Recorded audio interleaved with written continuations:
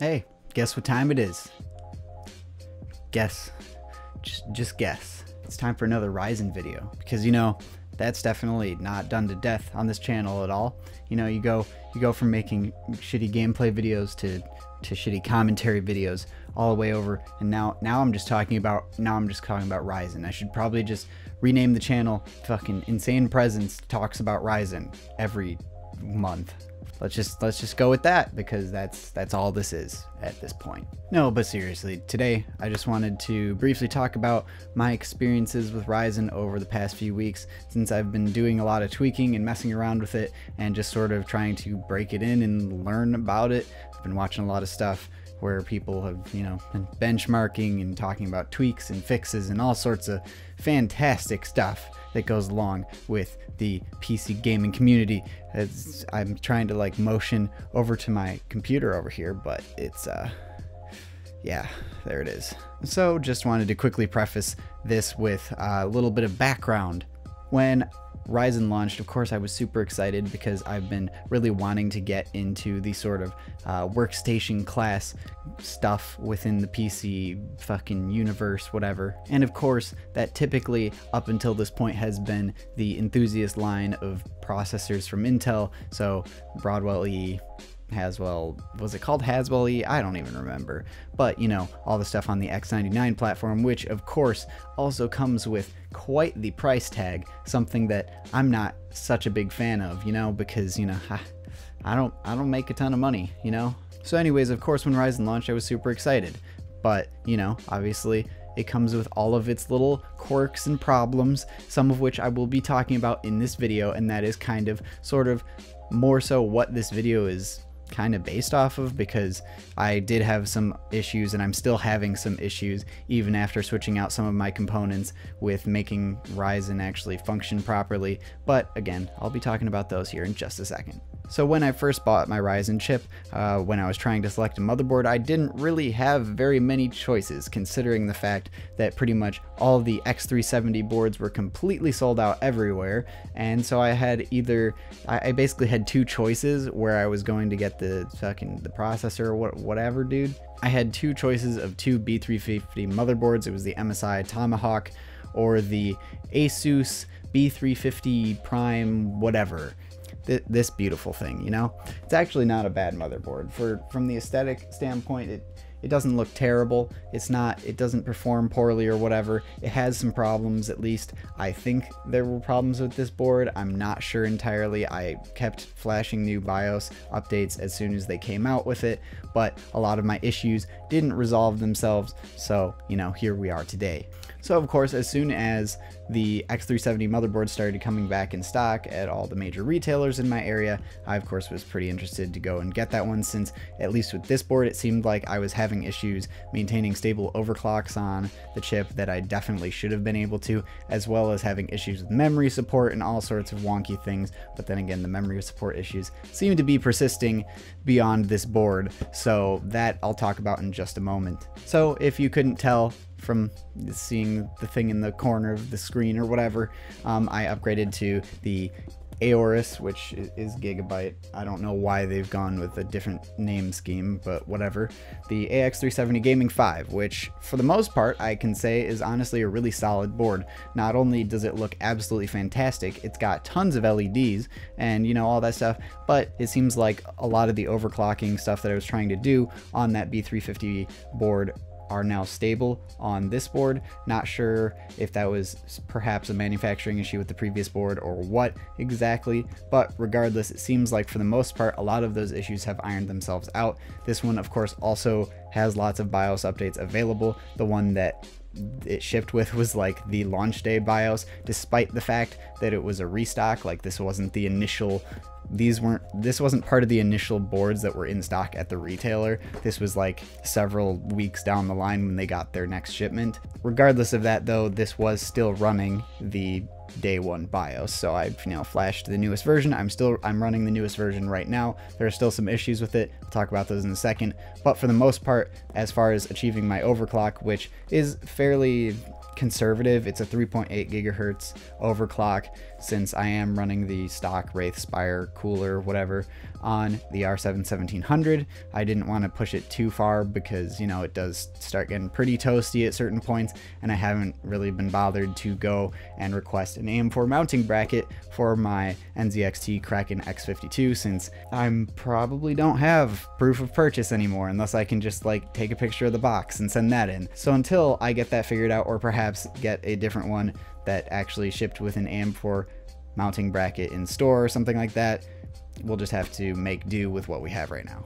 So of course, like I mentioned, this board has a lot of stuff going for it. This is not by any means an in-depth review. I don't know enough about motherboards to really give you a super big breakdown. I've been trying to, over the past couple weeks, watch a lot of videos, learn about all sorts of stuff, focused mainly on Ryzen boards, but just motherboards in general. I've been watching a lot of Gamers Nexus, where they do a ton of VRM breakdowns and talking about all that shit, since it's pretty interesting stuff to know, and it's helpful. I mean, honestly, when you're looking for a new motherboard to buy, it can be very helpful to understand what exactly goes into that board, and they do a lot of fantastic videos talking about very specific things. So yeah, so far, other than the one thing I'm about to talk about, no complaints with this board. But then again, the issue that I'm having with this board seems to have also been an issue on the previous board, so not sure what that's about. And without delaying any further, let's talk about the one issue that I'm currently having.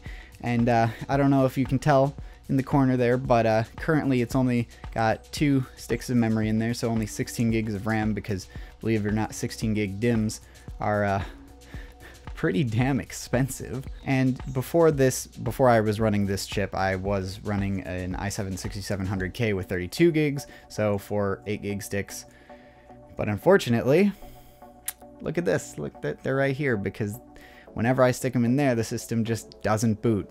Completely no idea why. Supposedly in one of the previous builds of the BIOS that were released for this board, they were supposed to have improved compatibility with memory and stuff like that, and ironed out a lot of those issues. And I've seen reported all over the place that 4 sticks of memory is working fine with Ryzen now, but that's definitely not the case for me. Now granted, this isn't the fastest DDR4 memory on the market. This is actually fairly cheap stuff. This is Crucial Ballistics Sport DDR4. It's only rated at 2400 megahertz.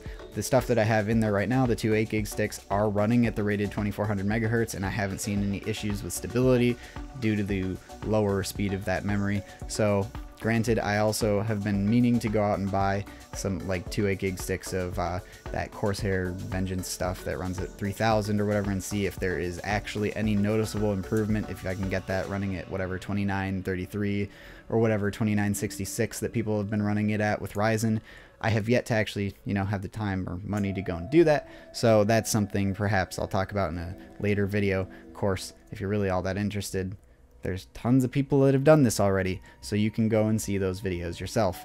But of course, myself personally, as much as I like seeing all of those reviews and all those breakdowns, I also like to test the things myself, because I have noticed that a lot of my experiences personally are very different from those of the videos I watch. So, again, your mileage may vary. Mine definitely has in the past. So it's always good to, try stuff out yourself, because you never know. I have another video that I want to do where I'm going to test out some of my old video cards, because for the most part, I keep all the computer components that I've collected over the years. So, I just got like a pile of them over in my closet. But I wanted to go back and sort of break down some of my old video cards and test them out and see how they were doing. So right now I've got in this test bench thing that I've got over here, I've got my 6700K, these 2 sticks of memory, and then an Radeon HD 6850. That's a 1 gig video card, DirectX 11 support. I used to play Battlefield 3 on Ultra at 1080p on it, and it was fantastic.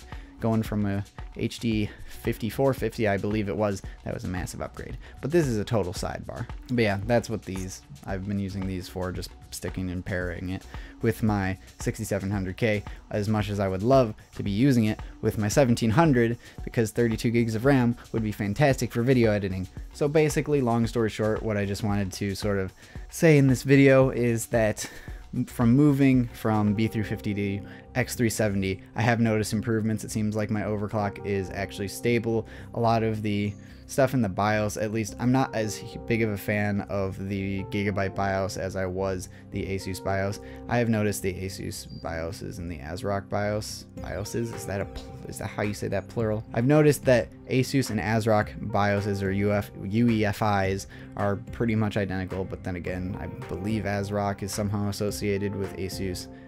I might be wrong, but whatever. So the Gigabyte BIOS isn't as good, but it is still fairly functional. It's got a lot of settings in there. It's got everything you need, really. And in some ways, it's kind of clearer as to what you're setting than that Asus B350 BIOS, because for some reason, at least in the version that I was running, there was no setting that was directly labeled vCore voltage for your CPU. It just wasn't in there. They had some wonky, like, settings that sort of alluded to it, and people were saying all over the internet that, oh, this one setting is what is actually controlling your vCore. Meanwhile, in the Gigabyte one, it just says CPU vCore, and it's really, really easy and obvious. I was also having issues where when I was monitoring voltages within hardware monitor, that they were just kind of ignoring the settings I was putting in the BIOS on that B350 board. So that's not an issue on this board anymore, which is fantastic. Another thing to note is that if you have this board, I know a lot of other boards have this feature, the AMD cool and quiet feature.